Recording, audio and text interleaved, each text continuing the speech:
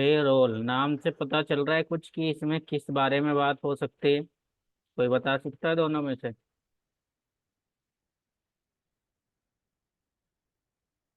Payroll sir कुछ payment से related है क्या सर? है तो पेमेंट से ही रिलेटेड, बट यहाँ पे रोल का मतलब मतलब पे करने के रोल, मतलब यहाँ पर जी सर, किसी जैसे किस से तरह अगर तरह से हम लोग पे करते हैं, हाँ, एम्प्लॉय या कुछ भी सर, ऐसा कुछ है क्या? अगर आपने इसकी फर्स्ट लाइन पढ़ी होगी तो आप समझ गए होंगे कि इसमें किस बारे में बात होने वाली है। Yes sir. Payroll is the process of paying a company's employee. Company के एम्प्लॉय को पे करने का प्रोसेस ही पेरोल होता है। अब कंपनी अपने एम्प्लॉय को क्या पे करती है? क्या पे जी कर sir, money, cash. Cash sir. Cash तो पे करेगी, लेकिन क्यों पे करेगी, किस काम के और क्यों पे करेगी? वो जो पे कर work, due to work. Work के लिए पे वर्क। करेगी, बट वो जो पे करती है उसका एक नाम होता है। उस एक्सपेंस का क्या नाम होता है? सैलरी। सैलरी, जी सर।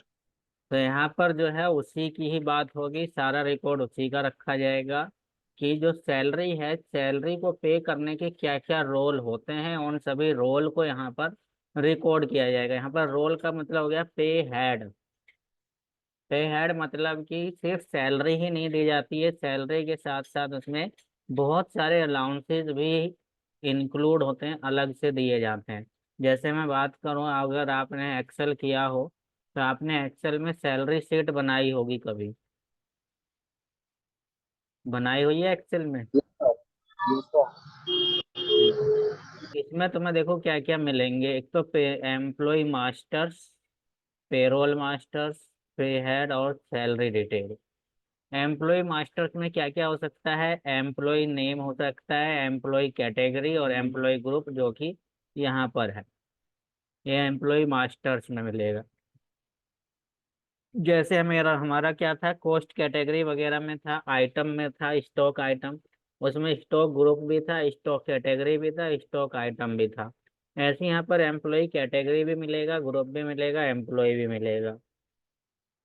इसी तरीके से तुम्हारा पे हेड में क्या चीज़ होगी? पेरोल मास्टर में ज़्यादा कुछ नहीं है, सिर्फ पेरोल होता है। पे हेड में जैसे आपका बेसिक सैलरी हो गया, उसमें क्या क्या चीज़ें होती है? पेरोल में दो ही चीज़ आती है, पेरोल मास्टर में पेरोल यूनिट और अटेंडेंस। लेकिन जो इसमें है आपका पे हेड में क्या क्या हो सकता है? तो यहाँ पर कुछ ही हैं, सारे नहीं है। क्या क्या है? जैसे कि ये है बेसिक पे, जिसको बेसिक सैलरी के नाम से जानते हैं।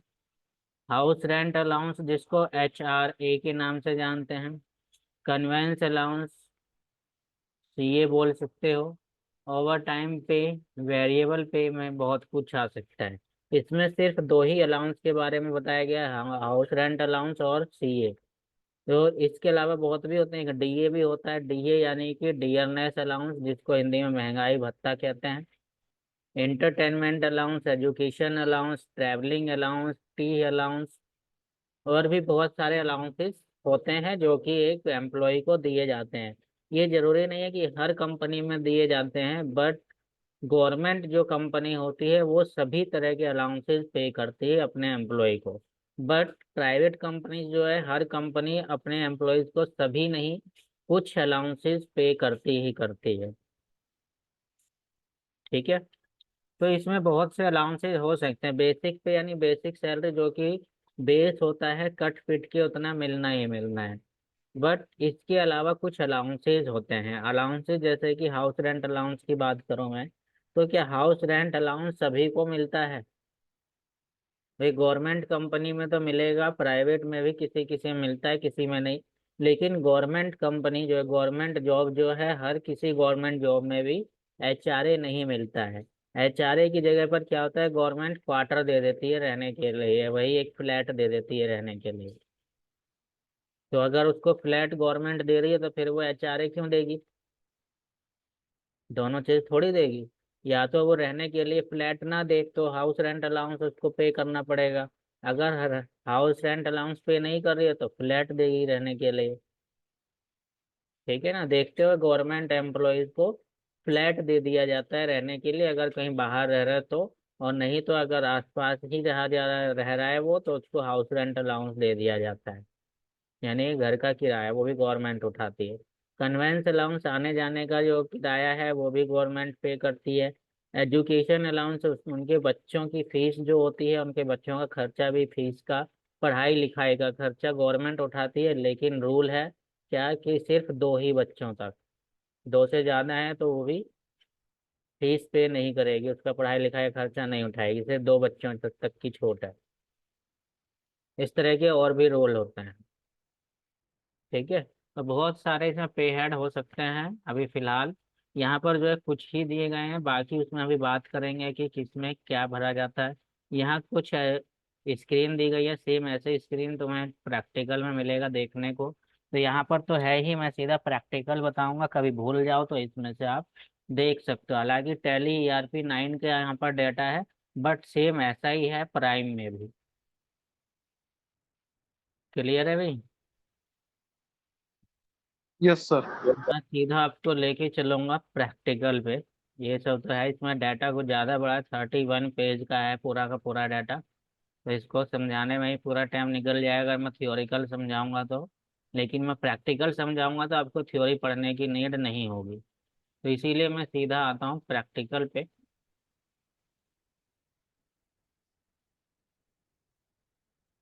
यहाँ पर मैं कंपनी क्रिएट कर लेता हूँ किस नाम से, पेरोल के नाम से।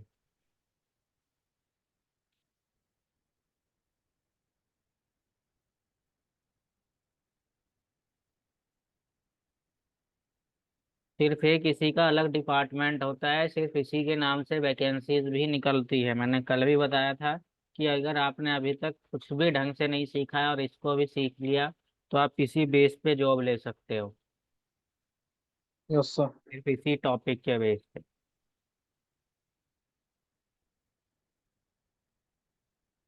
अब यहाँ पे हमें किस किस चीज़ की ज़रूरत पड़ेगी, क्या कुछ ऑप्शंस है जिनकी हमें नीड हो सकती है। अगर है तो आपको यहाँ पर एक्टिवेट कर देना है, अदरवाइज हमें किसी चीज़ की ज़रूरत नहीं है। GST वगैरह की ज़रूरत नहीं है, मैं इसको नो ही कर देता हूँ।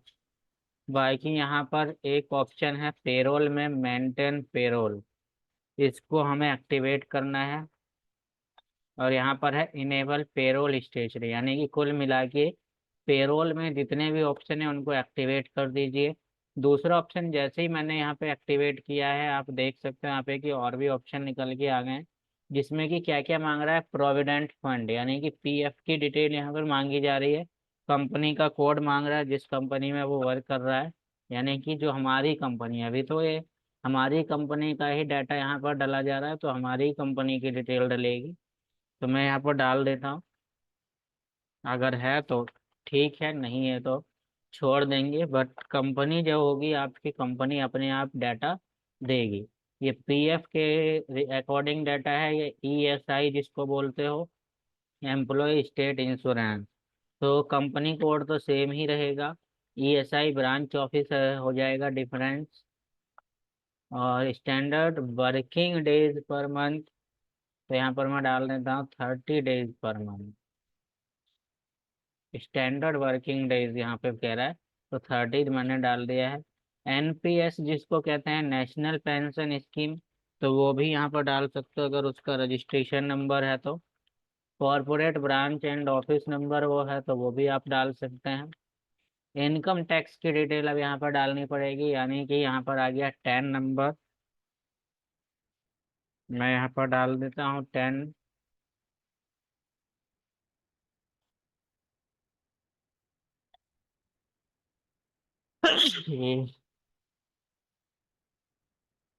ये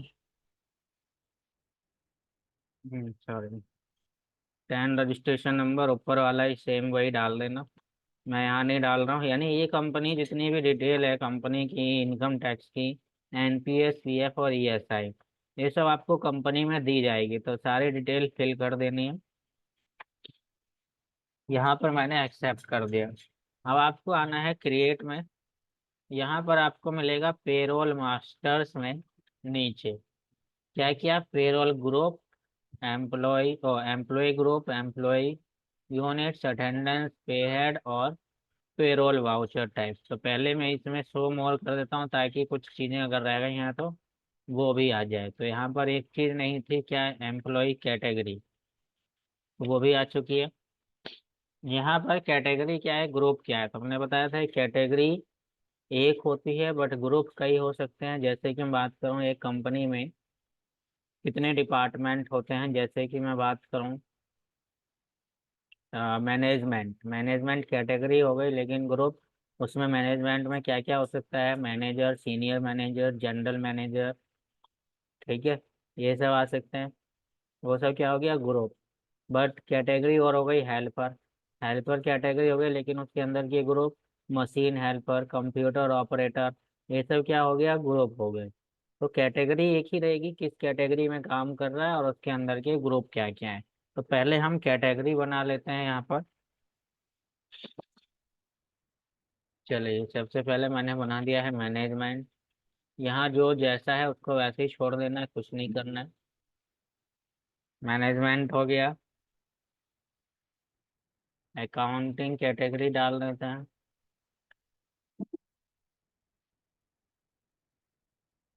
ऑपरेटर डाल देते हैं।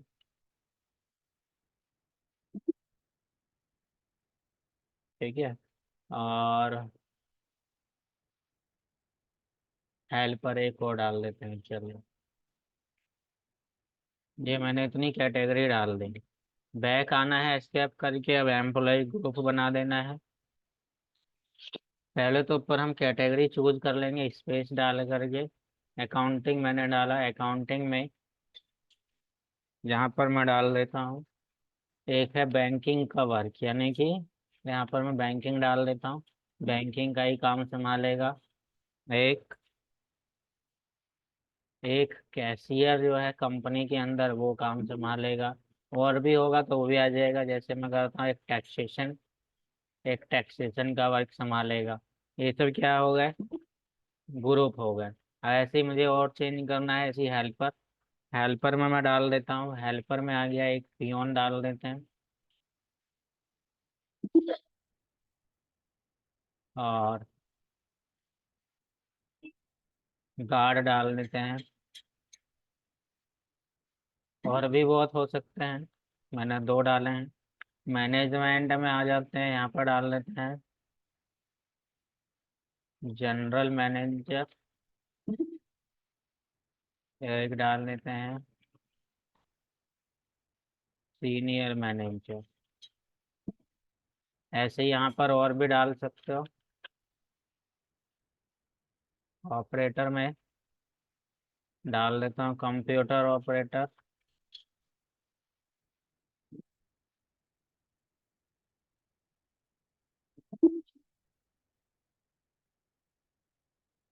मशीन ऑपरेटर, और भी होंगे तो वो भी डाल देंगे। कुल मिला के यहाँ पे हमें ये देखना था कि कहाँ पर क्या चीज़ डाली जाती है। तो आपको कैटेगरी पता लग गई होगी, ग्रुप भी पता लग गया होगा।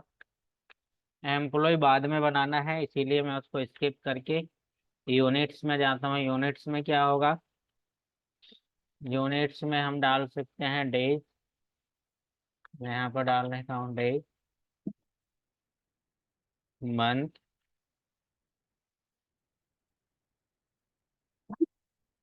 अगर वीकली भी मिल रही है तो आप वीक डाल सकते हो यहाँ पर, वीक कमजोर वाला वीक कर दे।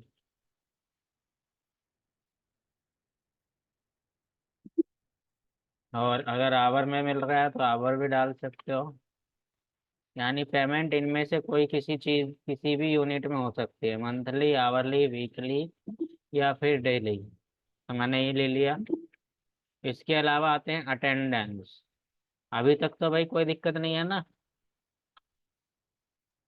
No no sir. Sir. Okay, अब आते हैं अटेंडेंस में। तो अटेंडेंस में क्या क्या लग सकती है, प्रेजेंट, एब्सेंट, यही दो चीज लगती है।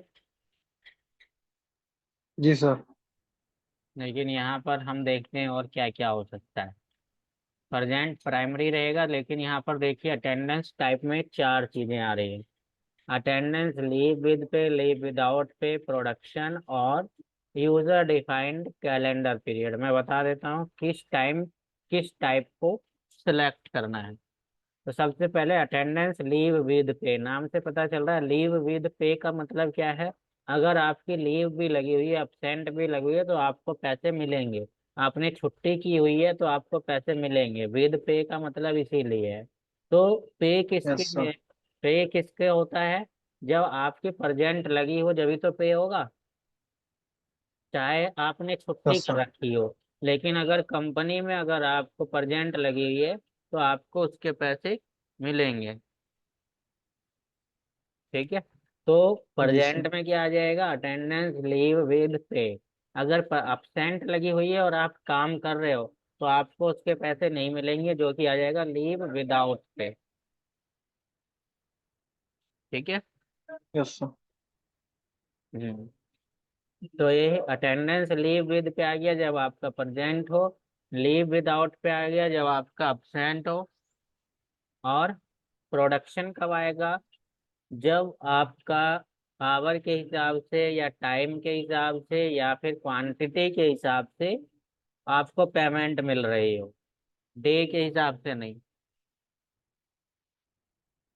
ठीक है। जैसे कि आपका हो गया ओवर टाइम, आपको एक टारगेट दे दिया गया कि इतना काम करना है, इससे ज़्यादा करोगे तो आपको अलग से कमीशन मिलेगा। वो हो गया प्रोडक्शन, यानी कि जितना काम करोगे उतना पैसा मिलेगा, वो हो गया प्रोडक्शन। ठीक है। यूजर डिफाइंड कैलेंडर पीरियड, अगर कोई ऐसा काम है किसी भी बेस पे हो सकता है, डेली भी, वीकली भी, मंथली भी। ये डिपेंड करता है कि यूजर ने पेमेंट किस हिसाब से डिफाइन की हुई है। यूजर मतलब कंपनी का मैनेजर या जो भी पेमेंट करता है वो। तो हम प्रेजेंट में क्या लेंगे, लीव विद पे। अब प्रेजेंट लगी हुई है तो हमें पैसे मिलेंगे, इसीलिए हम यहाँ पर लेंगे लीव विद पे। डेज ऑटोमेटिक आ गया, डेज के हिसाब से अटेंडेंस लगेगी। इसी जी तरीके से सर। absent, इसमें हम क्या लेंगे, लीव विद आउट पे। इसमें भी डेज ऑटोमेटिक आ जाएगा। ओवर टाइम अगर आपने ले रखा है तो वो भी यहाँ पर डाल सकते हो। ओवर टाइम क्या है, प्रोडक्शन। और यहाँ पर किस हिसाब से, देखिए सारे आ गए, आवर के हिसाब से या डे के हिसाब से, तो मैं आवर डाल देता हूँ, आवर के हिसाब से। और भी होगा तो वो भी ऐसे ही डाल देंगे। फिलहाल तीन तो होना होना ही होना है अटेंडेंस में। फिर आते हैं पे हेड पे। हाँ बोलो, कोई डाउट है।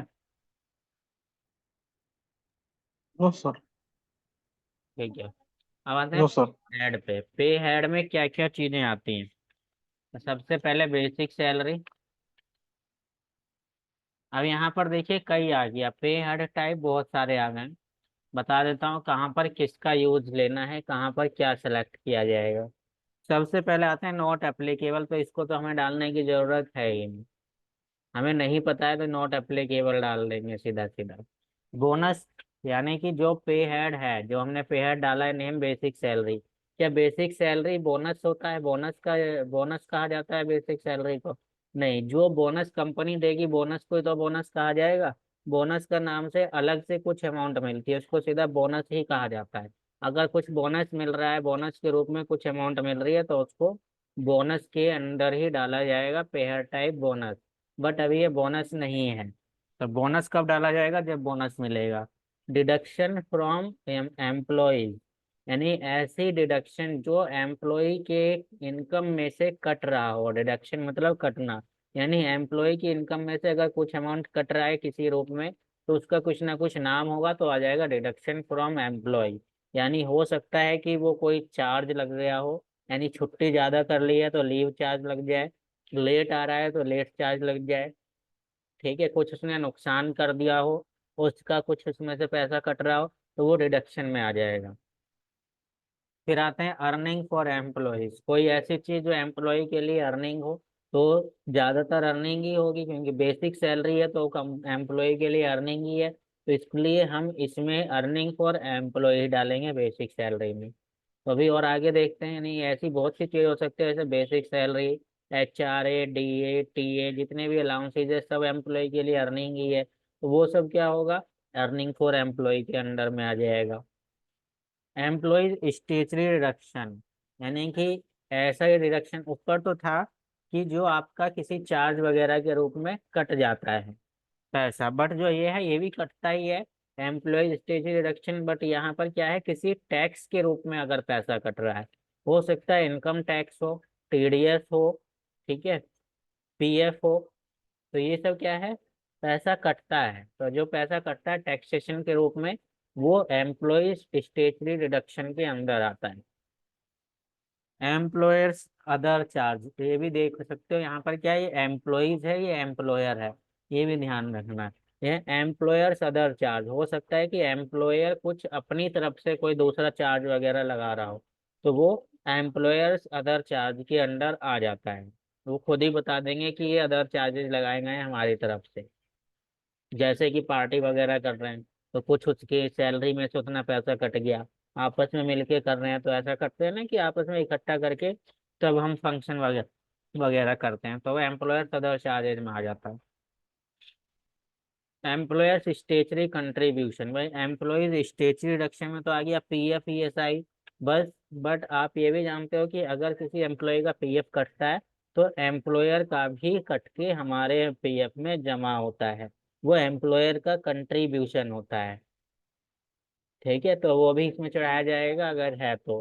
खाली हमारा ही पैसा पीएफ में जमा नहीं होता है, यानी एम्प्लॉय का ही जमा नहीं होता है, एम्प्लॉयर का भी कुछ हिस्सा कट के उसमें जमा होता है, जो कि एम्प्लॉयर का कंट्रीब्यूशन उसको कहा जाता है। एम्प्लॉय उसमें पार्टिसिपेट करता है, अपनी कुछ अमाउंट कंट्रीब्यूट करता है, तो एम्प्लॉयर स्टेचरी कंट्रीब्यूशन में आता है। ग्रेजुएटी, ग्रेजुएटी क्या होती है, हर कंपनी नहीं देती है, कुछ कंपनी ग्रेजुएटी के रूप में कुछ अमाउंट देती है। और ग्रेजुएटी होता है क्या है कि कंपनी किसी भी एम्प्लॉय को जब ग्रेजुएटी का अमाउंट देती है, जब या तो एम्प्लॉय लगातार 3 साल से काम कर रहा हो या 5 साल से, हर कंपनी का रूल अलग अलग है। कोई 3 साल में ग्रेजुएटी की अमाउंट देती है, कोई 5 साल में, कोई 10 साल में। वैसे ज्यादातर जो है कंपनी 5 साल में ग्रेजुएटी की अमाउंट देती है। वो एक इकट्ठा पैसा देती है एक बोनस के रूप में ही, बट उसको बोनस नहीं कहा जा सकता है, ग्रेजुएटी होती है। बोनस जो है साल साल में एक बार जरूर मिलता है, बट ग्रेजुएटी हर साल नहीं मिलता है। ग्रेजुएटी 3 साल में, 5 साल में, 10 साल में मिलता है। ठीक है, लोन एंड एडवांस पता है, जब एम्प्लॉय ने लोन लिया हो। रेम्बरेंसमेंट इसी तरीके से, रेम्बरेंसमेंट टू एम्प्लॉयज, यानी एम्प्लॉय को कुछ ऐसा पैसा दिया जा रहा है जो कि अपनी तरफ से दिया जा रहा है कंट्रीब्यूट की तरह, वो होता है reimbursement. Tax paid by employer on request, यानी कि कुछ एम्प्लॉयर के द्वारा कुछ टैक्स पे किया जा रहा है परक्विस्ट की, जो कि एम्प्लॉय का ही होता है एक हिस्सा, यानी एम्प्लॉय की ही इनकम का हिस्सा होता है परक्विस्ट जो होती है। तो अगर उस पर टैक्स पे कर रहा है, तो टैक्स एम्प्लॉय नहीं करता है, कौन पे करता है, एम्प्लॉयर पे करता है। अगर ऐसा कुछ है तो फिर इसको हम सेलेक्ट करेंगे। बट अभी हम बात करें तो बेसिक सैलरी क्या चीज़ है, अर्निंग फॉर एम्प्लॉयज है, तो इसीलिए हम यहाँ पर अर्निंग फॉर एम्प्लॉयज लेंगे। यार भाई देख लेना एक बार और वीडियो में कि कौन सी चीज़ कब हम सेलेक्ट करेंगे, ठीक है। जी सर। हाँ, नेक्स्ट आते हैं income type. Income type fixed और वेरिएबल, तो ये डिपेंड करता है आपका पे हेड कौन सा है। यानी कि फिक्स्ड और वेरिएबल कब हम सेलेक्ट करेंगे, फिक्स्ड हम जब लेंगे जब हमारी मंथली इनकम वो फिक्स हो, बेसिक सैलरी है तो हर महीने एक ही मिलेगी, बदलती तो नहीं रहती है। वेरिएबल जब डालेंगे जब वो बदलती रहे, कुछ ऐसी इनकम जो हर महीने चेंज होते रहती है, तो वो वेरिएबल आ जाएगा। ठीक है, फिक्स जो कि फिक्स हो हर महीने के लिए, वेरिएबल जो हर महीने बदलते रहती है। तो अभी जो है बेसिक सैलरी फिक्स होती है, इसीलिए हम फिक्स रखेंगे। अंडर ये इनडायरेक्ट एक्सपेंस होता है सैलरी, तो इसीलिए इसको इनडायरेक्ट एक्सपेंस के अंडर में ही डालना है, इसको इनडायरेक्ट एक्सपेंस ही डालेंगे। उसके बाद अफेक्ट नेट सैलरी, यानी जो बेसिक सैलरी है क्या वो नेट सैलरी पे इफेक्ट डाले, तो बिल्कुल डाले। जब तक ये नो रहेगा तो फिर बेसिक सैलरी जो है वो नेट सैलरी में ऐड नहीं होगी, इसीलिए हम इसको यस करते चलेंगे कि नेट सैलरी में ऐड हो जाए। उसके बाद name to be displayed in pay slip, यानी पे स्लिप में, यानी जो सैलरी स्लिप है उसमें बेसिक सैलरी किस नाम से आए, हो सकता है कि आप चेंज करना चाहो तो चेंज कर सकते हैं। बट मैं नहीं चाहता कि यहाँ पे चेंज हो। बेसिक सैलरी है तो बेसिक सैलरी के नाम से ही आए। इसी तरीके से use for calculation of gratuity, क्या ग्रेचुइटी के लिए इस पे हेड का यूज हो तो बिल्कुल हो, इसीलिए हम इसको यस करेंगे। Set alter income tax detail, क्या इनकम टैक्स डिटेल को यहाँ पर डालना है? अगर डालना है तो आप यस कीजिए, यहाँ पर सारी डिटेल मांगेगा। इनकम टैक्स कंपोनेंट किस टाइप का है, तो यहाँ पर आप डाल सकते हो ईपीएफ है, फेल्ड एरिया अलाउंस है, ग्रेचुइटी है, किस टाइप की ये इनकम है। तो ये बेसिक सैलरी है तो हम यहाँ पर बेसिक सैलरी डालेंगे। इसी तरीके से tax calculation basis actual value पे या प्रोजेक्टेड पे, तो हम यहाँ पर डाल देते हैं ऑन एक्चुअल वैल्यू।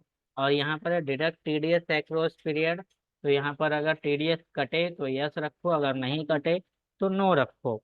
तो मैं फिलहाल यहाँ पर नो कर देता हूँ इसको, कंपनी आपको बता देगी कि टीडीएस काटना है या नहीं काटना है। अब यहाँ पर आते हैं कैलकुलेशन टाइप, किस टाइप की कैलकुलेशन होगी बेसिक सैलरी में। यहाँ पर सबसे पहले एज कंप्यूटेड वैल्यू।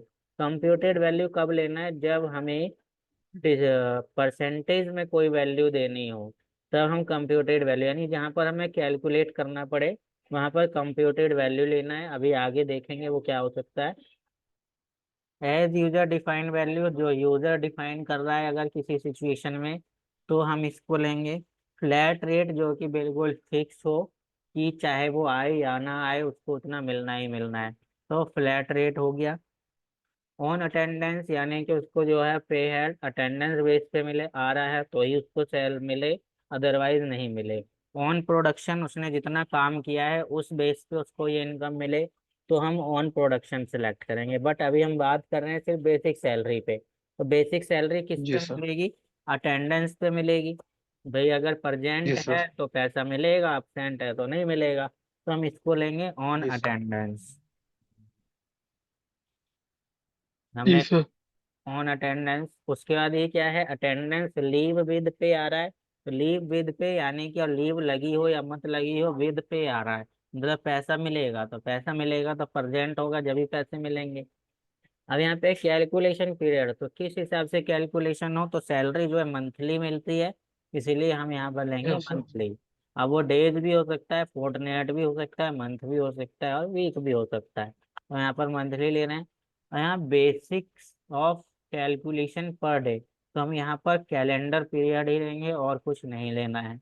अगर बदलना होगा तो कंपनी आपको इसकी इंफॉर्मेशन दे देगी। राउंडिंग मेथड में जी सर। केवल ही हम रखेंगे। अच्छा, राउंडिंग मेथड होता क्या है पता है आपको? नहीं सर।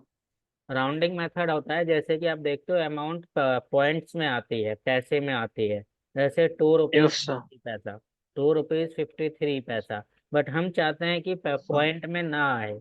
पॉइंट में नहीं आए तो उसके लिए क्या करते हैं, हम राउंडिंग मेथड अप्लाई करते हैं। अगर मैं नॉट एप्लीकेबल रखूंगा तो पॉइंट के बाद की संख्याएं सब हट जाती हैं। डाउनवार्डिंग जी सर। राउंड करूंगा तो क्या होगा? डाउनवार्ड में, वो सर डाउन में। जी सर। जैसे डाउनवार्ड 31.20 हुआ तो 31 सिर्फ आएगा। 31 ही आएगा। और जी सर। वो क्या नाम, अगर 31.50 पैसा है या 50 के ऊपर है, ऊपर है जी सर। तो तभी तो 31 ही आएगा। रहेगा ही रहेगा। डाउनवर्ड में क्या होगा, जी सर। आगे नहीं जाएगा, पीछे ही जाएगा। अगर वो 50 पैसे पीछे। से कम है तो अभी 31 ही जी रहेगा। सर। अगर ऊपर है 50, फिर भी वो उतना जी ही सर। रहेगा, वही हो 31 गया ही रहेगा जी सर। डाउनवार्डिंग। नॉर्मल राउंडिंग में अगर हम बात करें तो नॉर्मल रहेगा, चाहे वो कम हो या ज्यादा हो, पॉइंट में ही रहेगा। जी सर। जी सर। अपवर्ड में क्या होगा कि अगर पॉइंट में आ रहा है, अगर 31 पॉइंट कुछ भी है, तो पॉइंट हटा करके वो 31 को एक बढ़ा देगा, यानी 32 कर देगा। Yes sir. ठीक है, यानी कि अपवर्ड में जी बढ़ा सर। देता है, डाउनवर्ड में कम कर देता है। कम कर देता है जी सर। यहाँ पर हम करते हैं नॉट एप्लीकेबल। यहाँ पर ओपनिंग बैलेंस नहीं डालना है, सिर्फ अभी बेसिक सैलरी का पे हेड हमने क्रिएट किया है। अभी इसमें बेसिक सैलरी में इतनी चीज ही डाली जाएगी। ठीक है। जी सर। एक और पे हेड देख लीजिए, डीए। डीए क्या होगा, ये भी कंपनी के लिए तो पेमेंट है, लेकिन एम्प्लॉय के लिए अर्निंग है, इसीलिए हम इसको अर्निंग फॉर एम्प्लॉय डालेंगे। फिक्स ही रहता है, और ये कंपनी के लिए इनडायरेक्ट एक्सपेंस है, इसीलिए हमें यही डालना है। नेट सैलरी पे भी इफेक्ट डाले, बिल्कुल यस ही। अब मैं यहाँ पर चेंज करना चाहता हूँ कि पे स्लिप में डीए नहीं आए लिखा हुआ, तो क्या आए, पूरा नाम आए, डियरनेस अलाउंस। जी ग्रेजुएटी सर। के लिए यूज हो तो यस, इनकम टैक्स डिटेल डालनी है तो डाल सकते हो, नहीं तो हम छोड़ देंगे। कैलकुलेशन पीरियड कैसे, ये भी हम, ये डीए जो है वो हम डालेंगे कंप्यूटेड वैल्यू पे। हम कंप्यूटेड डाल रहे हैं, मंथ ऑटोमेटिक आ गया है, नॉट एप्लीकेबल डालेंगे। और यहाँ पर देखिए कंप्यूटेड करते ही बढ़ चुकी है एक फंक्शन कंप्यूट का। यहाँ पर आ रहा है ऑन करंट रिडक्शन टोटल, या करंट अर्निंग टोटल, या फिर करंट सब टोटल, या स्पेसिफाइड फॉर्मूला, वो डिपेंड करता है कंपनी किस चीज पर इसको पे करेगी। तो यहाँ पर करंट रिडक्शन टोटल यानी कि जितना भी कटा हो क्या उस पर कैलकुलेट हो, जितना भी करंट की अर्निंग है क्या उस पे हो, सब टोटल यानी कि पूरा जितना भी कुछ दे रखा है उन सब का टोटल होके कैलकुलेट हो, या फिर आप अपने हिसाब से कोई फॉर्मूला कैलकुलेट करना चाहते हो, बनाना चाहते हो। तो मैं यहाँ पर ऑन स्पेसिफाइड फॉर्मूला ही रखूंगा। अब यहाँ पर पे हेड की लिस्ट आ जाएगी। अब डीए है तो डीए जो है बेसिक सैलरी का, मैं चाहता हूँ कि कितना पे हो, तो यहाँ पर बेसिक सैलरी ले लेंगे, और होगा तो यहाँ पर ऐड पे ऐड कर देंगे। तो अभी तो यहाँ पर है नहीं और कोई जुड़ता भी नहीं है इसमें, इसीलिए मैं यहाँ पर एंड ऑफ लिस्ट रखूंगा। तो यहाँ पर आ चुका है सिर्फ स्पेसिफाइड फॉर्मूला में बेसिक सैलरी, यानी बेसिक सैलरी जितनी भी होगी उसका कुछ परसेंट मिलेगा जो हम नीचे सेट करेंगे। तो यहाँ पर इफेक्टिव फ्रॉम है, कब से इफेक्ट हो, 1 अप्रैल 2024 से ही। यहाँ पर आ रहा है अमाउंट ग्रेटर देन, जैसे कल देखा था आपने प्राइस लिस्ट में हमने सेट किया था, तो शुरू में खाली आता है, तो खाली का मतलब क्या आता है, जीरो। तो जीरो से अमाउंट अप टू मैं कर रहा हूँ, अगर बेसिक सैलरी किसी की 10,000 रुपीज है, तो यहाँ पर स्लेब टाइप यानी वैल्यू में उसको पैसे मिले या परसेंटेज में, तो मैं परसेंटेज दे देता हूँ कि अगर बेसिक सैलरी किसी की 10,000 है, तो डीए उसको मिलना चाहिए कितना, 35%। आप इतना भी कर सकते हो, ठीक है। मैं ये चाहता हूँ 10 से ऊपर चाहे जिसकी जितनी भी रहे उसको मिल जाए 40%, किसका, बेसिक सैलरी का। तो ये क्या है, जब हमें अलग अलग सैलरी बेस पे जिसकी जैसी सैलरी उस हिसाब से उसको अलाउंसेस पे करना है, तो हम कंप्यूटेड वैल्यू ही डालते हैं। नीचे यहाँ जो लिखा था हमने calculation type, as computed value ही डालना है।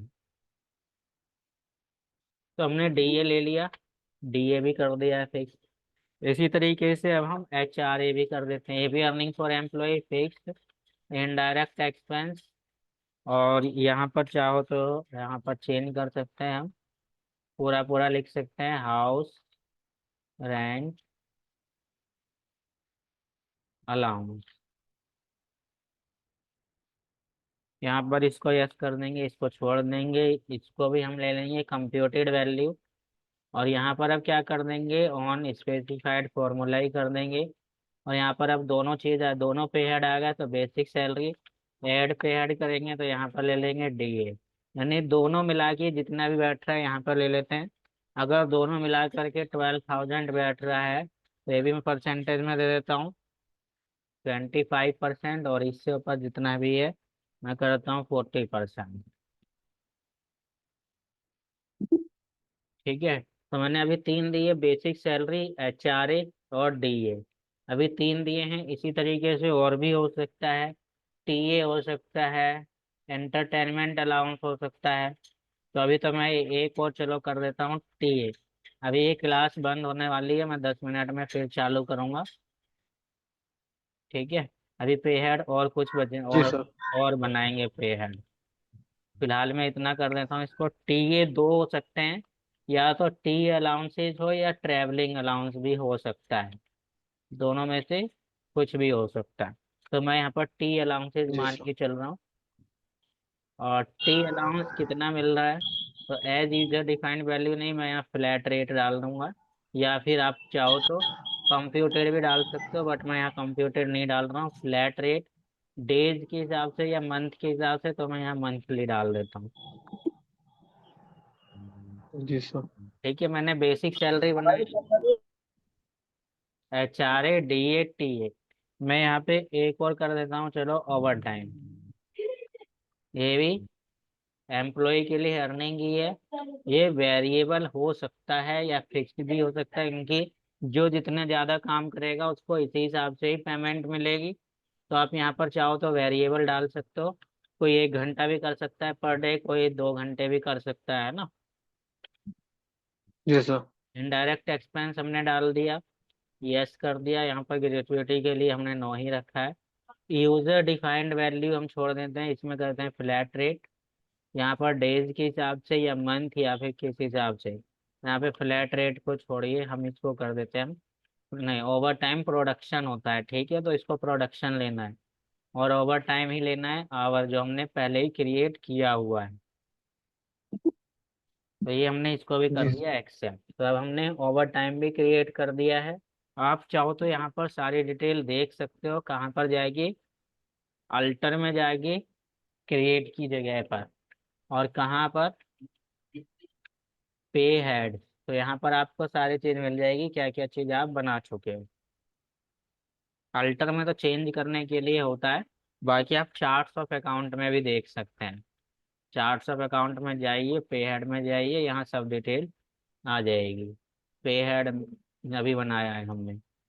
एम्प्लॉय कैटेगरी यस क्या सर। क्या बनाई है वो भी देख सकते हो। एम्प्लॉय ग्रुप क्या बनाया है, कौन से का क्या बनाया है, यहाँ पे सब डिटेल दिखाई दे रही है।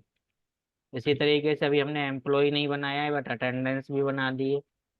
जितनी चीजें हमने बना दी है वो सब यहाँ पर है। अभी मैं PF और ESI भी बनवाऊंगा।